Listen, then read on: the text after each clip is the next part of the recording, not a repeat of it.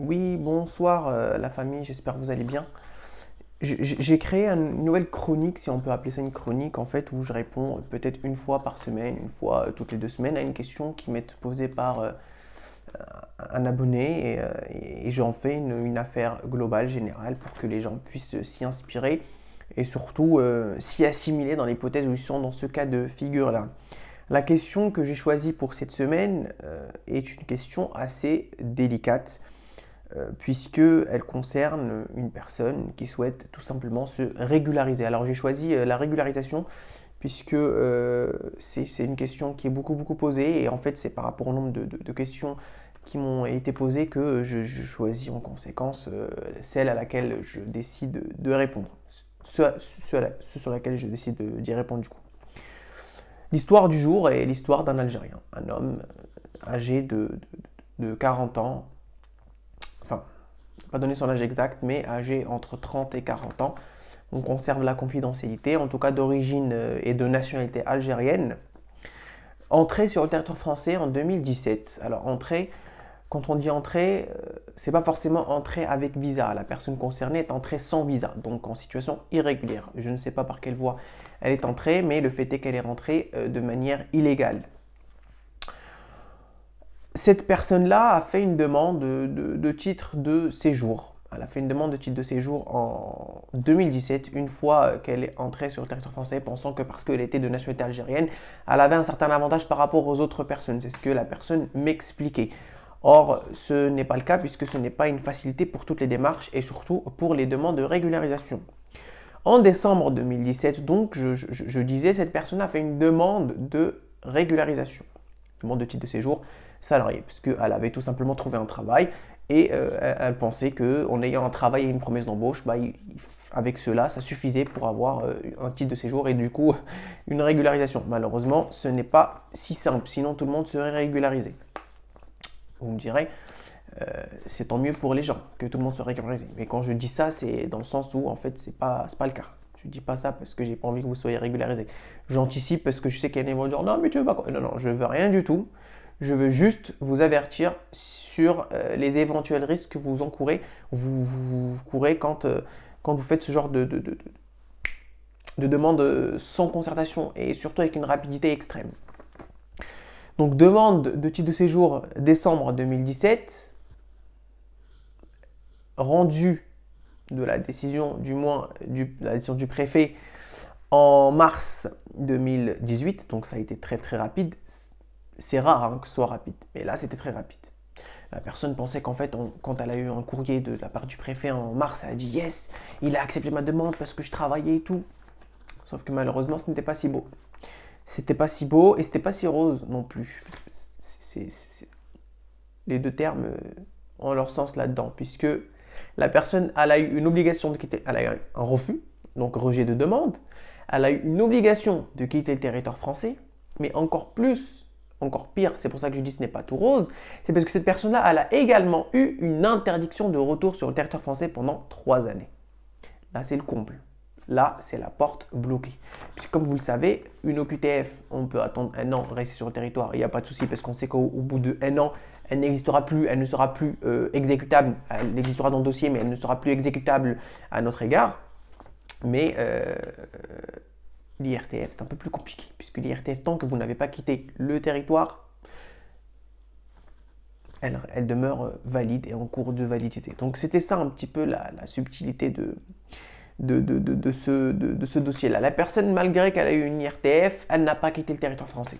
Elle a fait ça à juste titre et je suis d'accord, je ne donne pas mon avis. Pour éviter que j'en ai envie, pourquoi tu donnes? Non, je ne donne pas mon avis, je me tais, c'est mieux. Je continue l'histoire. OQTF, IRTF en mars 2018, la personne décide de rester quand même sur le territoire parce qu'elle s'est dit qu'en fait, alors, attends, elle est là, elle a galéré pour arriver, elle va pas tout lâcher parce qu'elle a une mesure d'éloignement de la part du préfet. Elle reste sur le territoire, elle travaille comme la majorité des personnes qui sont en situation irrégulière ici. Elle est déclarée, elle réunit ses fiches de paye. Malheureusement, elle aurait dû faire ça avant de faire la demande. Mais bon, des fois, on ne réfléchit pas et on ne se concerte pas. C'est pour ça qu'il est très important que vous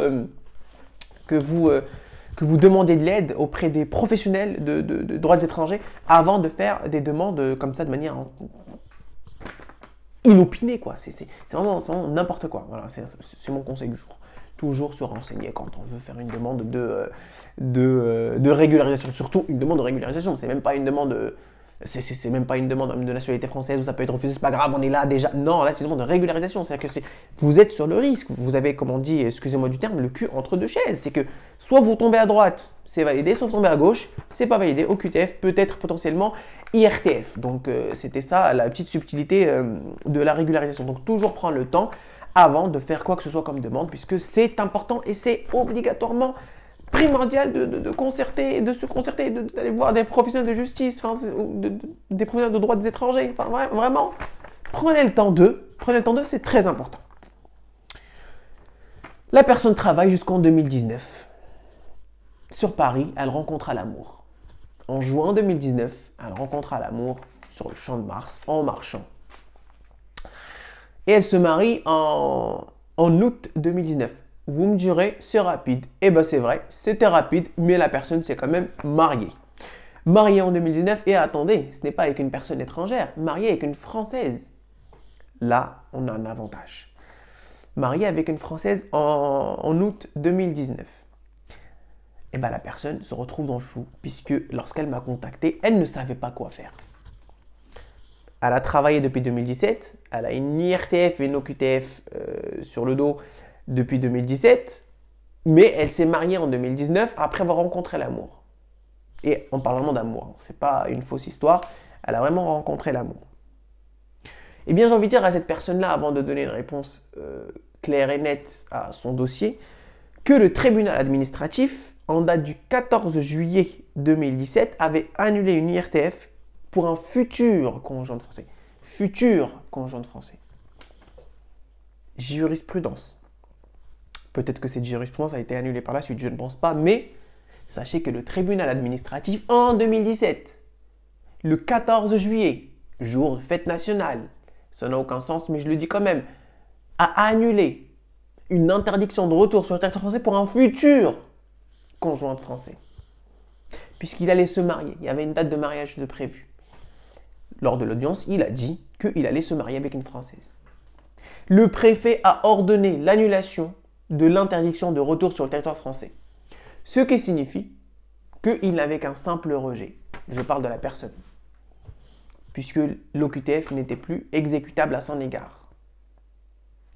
Peut-être voilà, là on a une chance d'annulation de l'IRTF de la personne qui est dans le cœur de notre problème, de notre histoire. Mais bon, cela étant, sachez que le tribunal a déjà annulé pour un futur, j'appuie sur le mot futur, conjoint de français.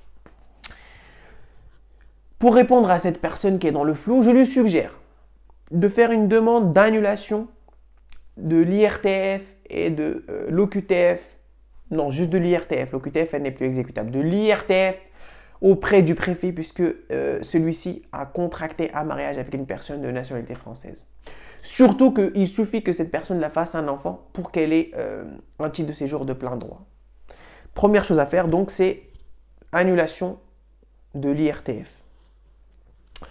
Ensuite, si cette personne-là réussit à annuler son IRTF, elle retourne en Algérie pour demander un visa membre de famille de français, donc conjoint de français, puisque dans le cadre du mariage, il faut être rentré régulièrement. Et comme je l'ai dit en début de vidéo, la personne était rentrée en situation de manière irrégulière, pas avec un visa, pas sous couvert d'un visa. Donc elle est dans l'obligation d'aller chercher, demander un visa en Algérie pour pouvoir revenir. Dernière solution que s'offre à cette personne-là, si évidemment, si et seulement si l'amour est véritable, c'est de faire un enfant, donc qui sera français, que la personne s'occupera du coup de l'enfant et elle bénéficiera de plein droit d'un titre de séjour vie privée et familiale, parent d'enfants français. Et je rajouterai même à titre complémentaire que cette personne ne pourra pas avoir d'obligation de quitter le territoire français parce qu'elle fait partie des personnes protégées contre cette mesure d'éloignement. Voilà, j'espère avoir fait le tour. En tout cas, c'est les solutions qui s'offrent à cette personne-là. Et merci de me mettre en commentaire vos problématiques et j'essaierai de répondre puisque je ferai une vidéo comme ça toutes les semaines pour des cas de figure similaires. En tout cas, voilà.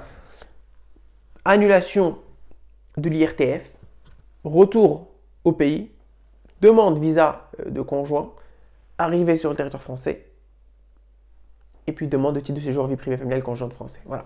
J'espère que c'est clair la famille. Prenez soin de vous et à très vite pour une nouvelle vidéo.